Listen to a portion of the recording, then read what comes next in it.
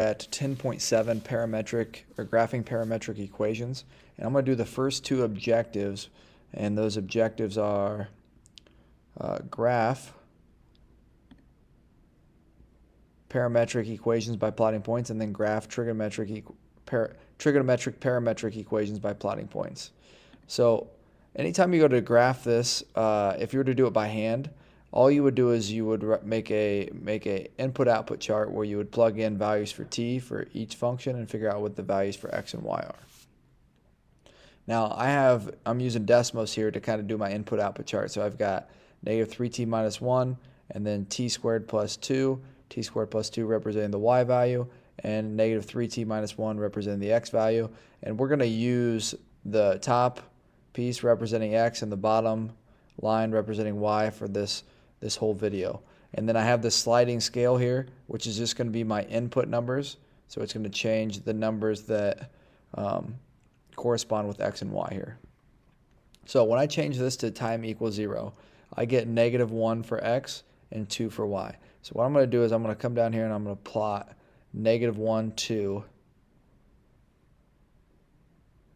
for my first point. And then I want to pick another point that hopefully is an even point. So I should just be able to slide this over to like t equal 1. T equal 1. And I get negative 4 and 3. So I'm going to go ahead and plot the point negative 4 and 3. So negative 4 and 3 here. So now I have, because this was the x value, this was the y value, now I have this graph plotted for the x versus t, and then the time is what dictated both of those things by changing the time there. So let's go ahead and submit that. All right, we plotted 2 points. We got the graph. Moving on. Now, obviously, if you're doing it by hand, you would have to plot a lot more than 2 points, maybe 3, 4, 5 points. But this graphing software makes it easy for you to plot these. Okay, now we're going to use 3t plus 2 for our x value. So 3t plus 2. And then we're going to use e to the t minus 3. Now these ones can be a little tricky. So I want to go to t being 0 to start. If I start at t as 0, that'll give me my first coordinate, which is 2 for x, and then negative 2 for y. So I need to plot 2, negative 2. So let's go to this point here and find 2, negative 2.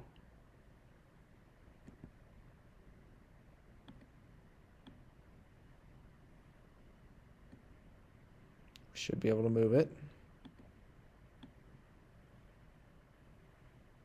Okay, so 2 for the x, and then negative 2. Okay, we got 2, negative 2 plotted here. So 2, negative 2, we got the blue dot on it. Now we got to figure out where this green dot's going to go. So I'm going to pick something that's really like right around here. If I have 2, negative 2, I want to see what is going to happen when the t value, or I want to essentially see what happens when my y value is negative 1. So I'm going to look at this y value, and I want to see what happens when this is negative 1. So I would have to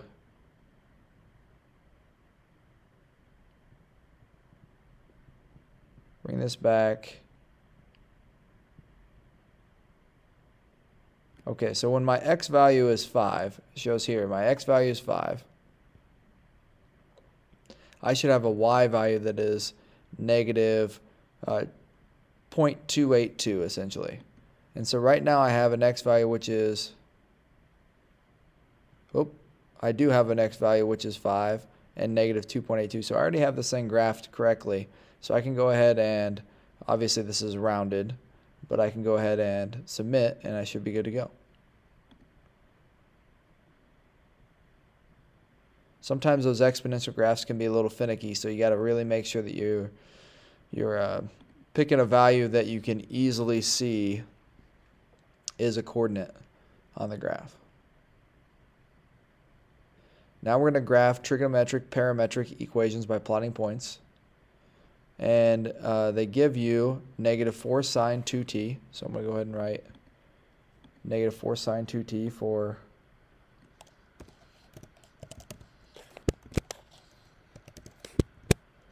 the x value. And then for the y value, I'm going to write negative sine t plus 2.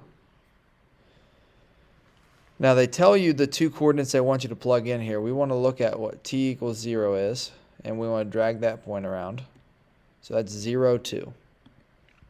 So let's grab that and go to 0, 2. And then they want you to plug in -3 pi over 4. So let's go, and we'll have to type this one in. We can't just slide this one over. So we'll say -3 pi over 4. And that gives you -4 for the x value. And then your y value should be 2.7. So let's see, -4.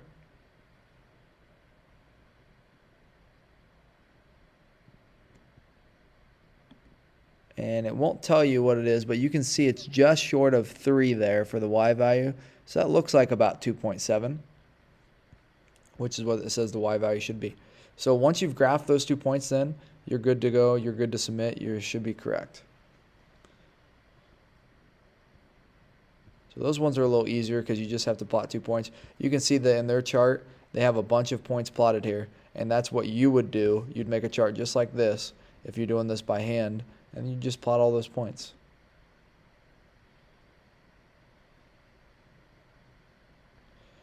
So we're going to use 2 for the x value, 2 cosine t plus 3. And then for the y value, we're going to use 3 tan t plus 3.